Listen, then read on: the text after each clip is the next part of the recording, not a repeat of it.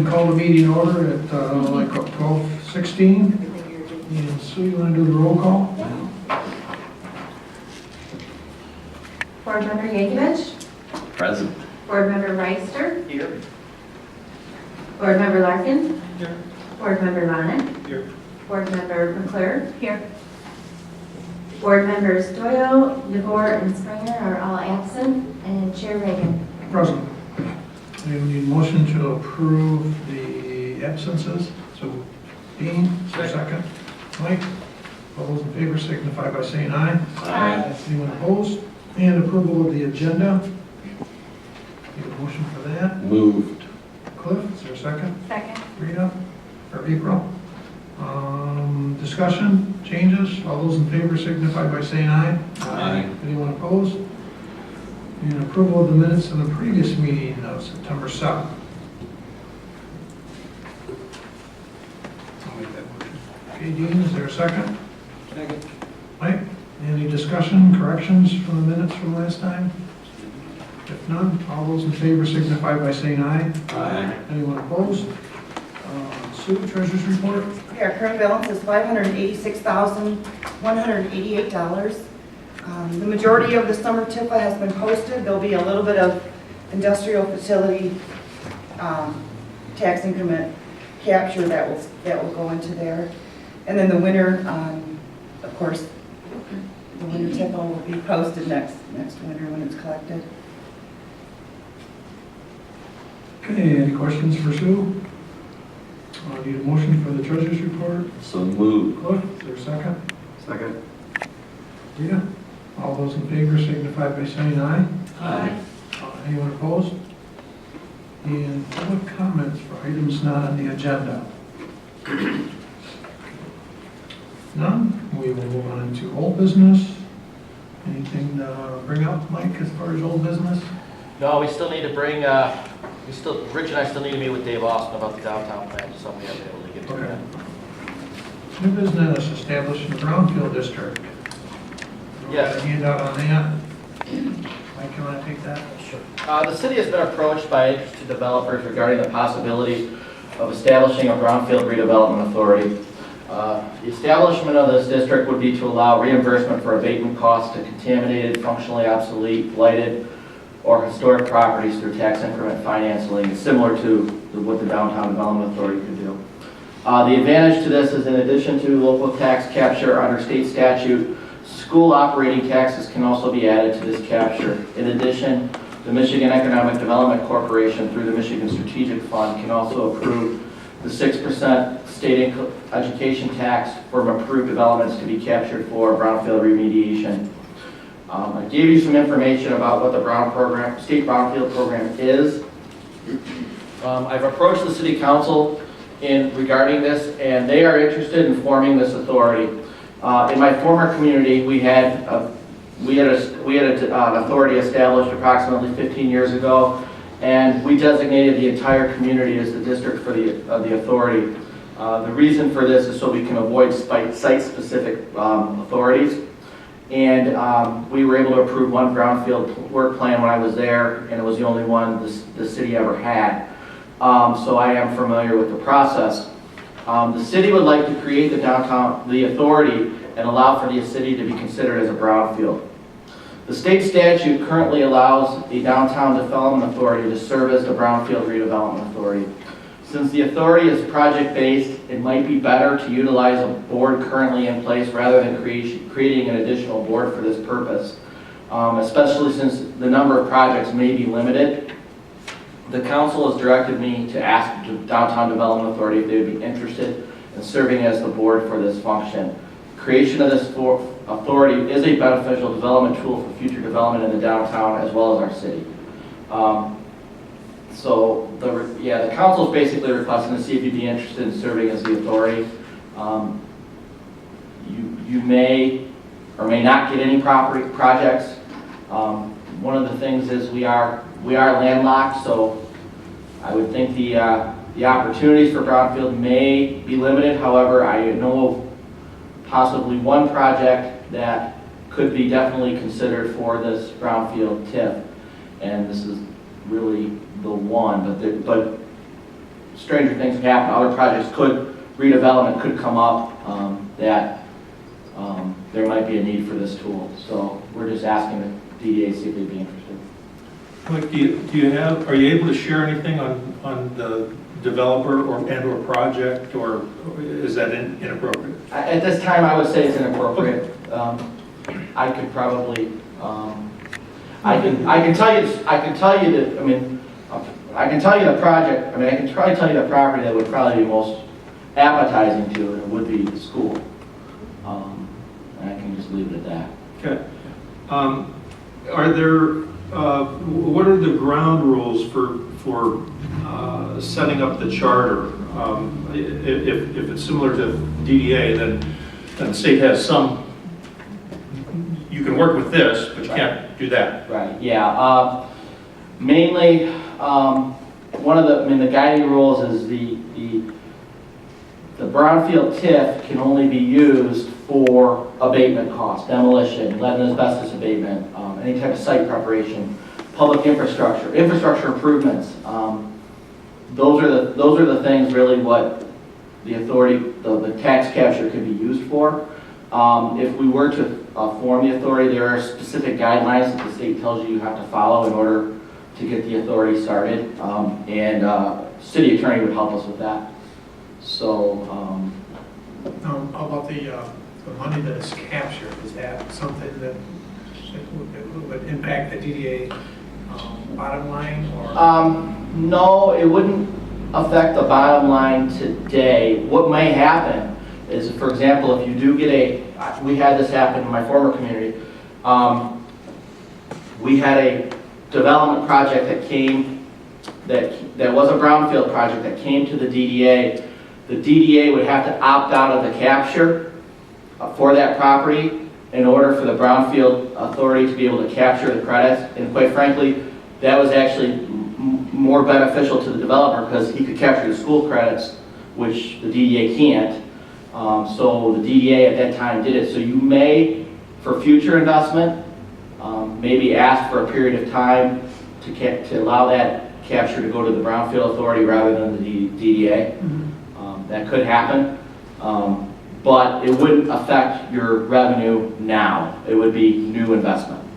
How about the schools? It would impact their revenue? No, it would be new investment because they're not getting that revenue now. It would be new investment, and it would be a period of time. Okay. The school doesn't have the authority. I mean, they don't have the opportunity to opt out under the state law. Okay. So, When does the capture start? If we create an authority today, do we start capturing funds now, or just what are the mechanics of the income? that's a good question. The capture wouldn't begin until the project was done, basically. Once it was assessed, that's when they usually when they have a brownfield plan, they submit it to the state. It gets approved by the state because these do all have to be approved by the state. They have 5 years. They have 5 years to basically complete that project in order for them to get their incentives. The remediation or whatever. Yeah. Correct. I mean, and what normally happens is obviously they're doing the remediation first, and then they're getting paid back through the increment over time, is how that works. But nothing would happen until the project is completed. Okay, and is there, if they have five years to complete the project today, then how much time do they have to apply for that? A brownfield, they couldn't begin work until they were approved. Okay. They can't just go start the project and then come to the state, hey, we want a brownfield. The state won't allow that. All right. So then the funds capture can't start until all that's been done, project is done, it's been authorized, approved, so on and so forth. And then how does it get paid back? It goes back to the developer? Yes. Yeah, but it goes through the authority first. The authority would approve the work plan. There'd be an agreement in place between the authority and the developer that the increment would be paid, that that the eligible expenses will be paid through the increment, and there's usually different ways you can do that. I mean, and it would be through an agreement between the authority and the. So if you had a $100,000 cost, let's say, then that's the project, and you start capturing funds, then over what period of time will he be paid back? Depends on the investment, quite honestly. Every investment performance is different. But are we talking 5 years, 100 years? No, it wouldn't be 100. I'd say 5 to 10 usually. 5 to 10, okay. I'd say 5 to 10 is, I mean, depending on the project. I mean, for example, like downtown Lansing, where the baseball field is. That was I believe that's a 20, 30-year brownfield tip. It really depends on the level of investment that's being made to that area. So if in the first year on this theoretical $100,000 project, in the first year you had enough other development to generate $5,000, so in that first year he's going to get $5,000. Yes. It all passes right through. Yeah. Well, whatever his eligible expenses are. I mean, if he had $5,000 from eligible expenses and we captured $5,000, well, he could use that. Now, one of the advantages of this is if, say, for example, you have a 5-year capture, and say it was a $100,000 development. Say by the time the investment was done, you capture $100,000 through the tip, just for example, and say he only needed $80,000. Well, that additional $20,000 could be kept in the authority to be leveraged towards other projects if there were other brownfield projects that came up. So you could use that to leverage, for example, if there was another project that needed cleanup, that those funds could be used towards that. So that's one of the advantages of actually having these authorities, is they could be used for other development opportunities. Is there a time limit? If let's say he qualified for $10,000, okay, and in 5 years period of time we didn't generate $10,000, then is he just out? Does it just That's a good question. evergreen, or? That's a good question. I don't have an answer to that. Normally they are able to, the projects I've seen, they've been able to kind of calculate ahead of time and estimate as to what it would be based off their development costs. And then obviously you take into account inflation, things of that nature. But I don't have an answer to that. And just to make sure I understand, it is TIFA, so Correct. so all the funds are going to be from other development, not his, but whatever other new development is in the district. Eligible, well, really the way this works, it would be eligible properties, because we would designate the whole city as the authority, but it doesn't mean the whole city gets captured into that authority. It would only be the approved developments. So say for example you had multiple properties that a developer wanted to come in and redevelop the properties over a phase of time. All of those properties would be, the value of all of those properties would be assessed, not a property that wasn't, it may be in the district, but there was nothing done there.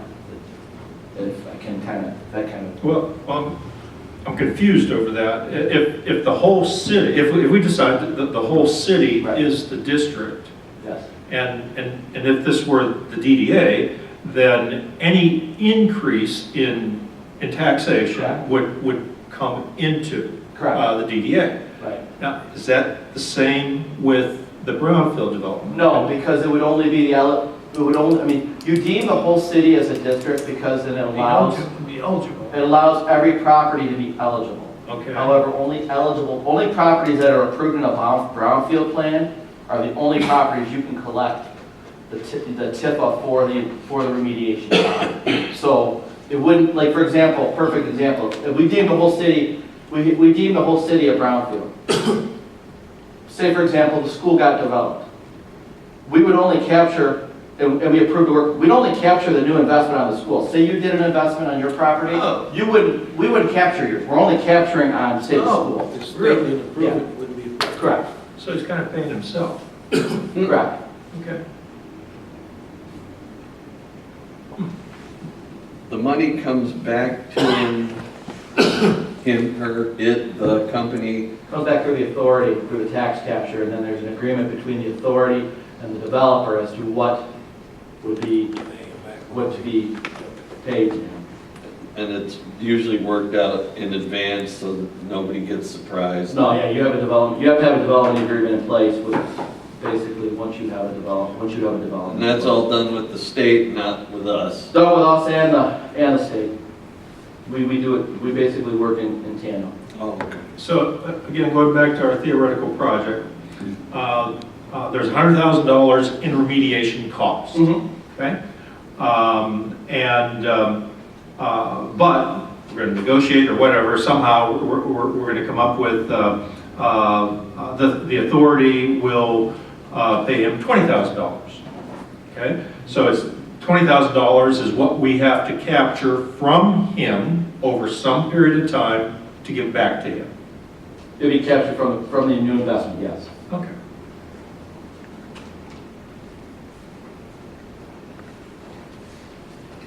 As far as, I don't have a problem with, encompassing that into the board. I don't, I don't have a problem with that. I don't, kind of makes sense to not create a new board for that. I don't know how much longer our meeting might be, but I don't know if we have to have. It'd really be project-based. If I had a project, Okay. what we'd probably have to do is maybe just have you'd have a meeting of the Brownfield Authority before you had a downtown development authority. Maybe you just have a Brownfield Authority meeting. You don't have a DDA. Right. And if we're gonna create this, we're probably get paid twice what we get paid now. Correct. Which is fair. Double lunches. Might get a nicer lunch. So, any other input from the board as far as that additional burden? Well, the way I'm reading this is, the only thing that might come up is the Unity building, and I think anything we could do to help turn that into something other than an empty thing on a river, I'm all in favor of it. And maybe that's oversimplifying matters, but And there may be other, for example, Yeah. you might have factory, you might make Atwood if they were to do, I don't know the ground situations at Lighthouse or Atwood or So you could redevelop one of these buildings and take all the asbestos out. correct. yeah. You could, there could be other opportunities, but for example, even if King Milling wanted to do an expansion on their property, they wanted to clean up something, it's possible. It wouldn't just be site specific, but I would think, but the interest would be on that property. Yes. Seems like we have nothing to lose and potential to gain. Okay, so kind of consensus of the board to proceed with that, Mike? Once you've made the agreement with, is there anything that someone has to guarantee? Whether it be the state or the Brownfield Authority or the DDA or the city. We've said that you're eligible for $20,000 of refund. But after 10 years, we've only come up with 10,000. Well, one of the things they do is, I can tell you, what they do is normally there's companies out here that help develop brownfield plans, and they actually put tax performance in place for them, which basically, they look at what the level of investment's going to be, they take the current value of the property, they take estimated value of after the new investment, and usually they're very conservative as to what they realize they're going to capture. But we're not, like, say for example, we don't say to them, okay,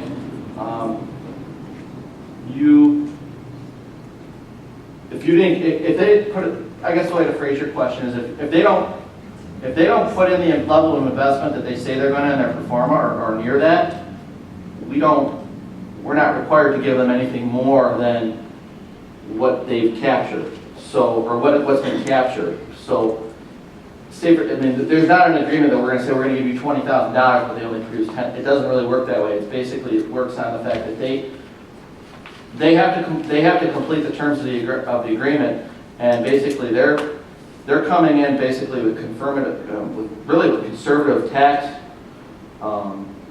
assessment information as to what the new value is going to be, and they're basically betting that it's going to be that. And if it's less than that, well, then they get less. They don't get more than what is captured. Isn't it basically, though, a tax abatement? Basically, Yeah. in many instances, yeah. Different in a sense, but yeah. I mean, because it's overtime. it's overtime, and it's geared back towards them, and for the most part. Okay, we don't need to take any action on this? No, No. I just needed to. Just keep us updated. We'll bring you more information as we move along. Okay, next item on new business is some pavement marking on Foreman and Lowell Road. Yes, good afternoon. We have been getting numerous complaints about the pavement marking on our major streets, that'd be Bose, Foreman, and G. And so we sought some bids for doing the markings, and the total for that is going to be about $4,900. And I've done some calculations, and about 55% of that work will be done in the DDA district. So I want to ask the DDA if they would approve $3,000, up to $3,000 of that work. And if you reference the communication here, we want to change that number from 4,000 to 3,000, if you don't mind. No. How fast can the work be done? Well, we're trying to get this done this year still, and it's all going to be dependent on the contractor's schedule. So if you've worked with contractors recently, you know. It's not an easy task to get them mobilized. The only concern I have is if it takes too long. If he can get it done next week, I'd make the motion for $3,000, but I'd like to have it done now. We're seeking another quote, actually, and so we will have a choice of a couple of vendors at least, and this is a very specialized process with specialized equipment, so there's not a ton of vendors that we could pick from, but if we can get at least a couple of quotes, and that gives us a little bit more leverage on time frame. I'd make the motion for $3,000. There's a motion, second. Mike? Any further discussion? All those in favor signify by saying aye. Aye. Anyone opposed? Thank you very much. Reports, thanks, Rich. Reports and member comments, Rita? Just, I've had a couple customers complain that there's no parking by our store, and our next door neighbor takes up all the parking that is on the west side of that drive, plus the back, and then they park their vehicles in the back, and you can't get out that way. And sometimes you have to drive back out the one way. At the window? Yep. Yep. So I don't know, Mike, if there's something that you could go over and talk to them, Where's your business at? just down the street, Down here? 317 East Main. And there's a drive that comes back to the police station. So they're just, is it the, so you're talking about Oh, weather seal. the public, all weather seal here? Mhm. Because you have a lot of employees. Yeah, You know, when you've got the parking lot that's back here, but they prefer to park all along the west side of that drive, and then they fill up your entire parking lot, because you guys can't even park there. mm-hmm. And then they bring in their trucks or their trailers and park it right where you can't even drive through. Yeah, I know. Are they loading and unloading? or Oh, they yes. just- Yeah, they bring in big semis. Oh, yeah, there's times you can't even get out of there. Well, yeah. I know. So, I'll talk to the police chief about it. See what we can do. that's all. Okay, Rita, or April? No, I'm not on parking police anymore, I'm sorry. No, I'm good. Well, I have nothing. Oh, pavement marking, the front of City Hall, inside of City Hall here. It's a yellow mark all the way down, Mhm. because I stop parked there all the time because there's a sign that says, no parking here to corner. Right, Somebody will take that sign down. right, Yeah. right. Look at it. I stop there to throw stuff in the drop box. Yeah, I've seen people. I noticed it says no parking Get here out to there quite corner. often. It doesn't say you can't park before. I'll talk to the police chief a little bit about that too. And if it's a problem, maybe we'll address it a little quicker, but yeah, there shouldn't be parking there. I don't know if we mark Main Street or something with yellow for no parking, but across from Broadway and Main, people park there because there's no yellow line anymore. There's no signs. Broadway and Main. Right in front of the parking lot, Okay, because there's no signs and there's no yellow markings. And people from out of town just park there. okay, we'll take a look at it. Dean? I don't have anything, but I guess I do. I'd like to have, I know where Cliff stands on it, but, you know, the city council is talking about medical marijuana dispensary. And I'd like to have, you know, the members of the DDA board, you know, think about that and let the council members know how you feel if they did go forward with that, if they're going to hold off until the next election. That'd probably be, you know, good too, but things are changing, and I'd really encourage you to keep your ears and eyes open to what's going on in Colorado. And if we really want that in the state of Michigan, and if we want that in our town. They've legalized it in some areas. I've been to Amsterdam. I've seen what it does. I've seen what alcohol does to a lot of people too. And I don't know if we want to throw one more thing into the equation to talk to people at Amway. They do drug tests. I don't know how many of you run businesses that have drug tests and how hard it is to get good people. But do we really want one more thing thrown into the equation to make good employees?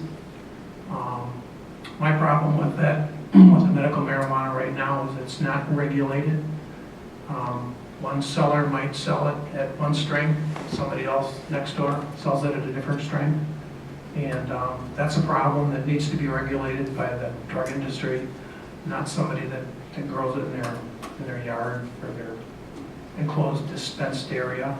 So I don't know a whole lot about it. Cliff probably does more than I do, but that's my 2 cents, and I'd like to have, you know, the board keep your ears open, become educated. The city council is trying to be educated and make a educated guess or educated decision too. So I'd like to have, you know, the board members read up on it and be informed and be an informed voter when that comes up. Any other comments? I can just add, we're going to ask the city council on that request to have a public hearing on, we're going to take it Monday night to council to set a public hearing date of November 20th on that topic. With that, our next meeting will be in November. I don't have the date in front of me, but first Thursday after the first Monday. Okay. Motion to adjourn? So moved. Is there a second? Second. By Dean. All those in favor signify by saying aye. Aye. Anyone opposed? Stay here.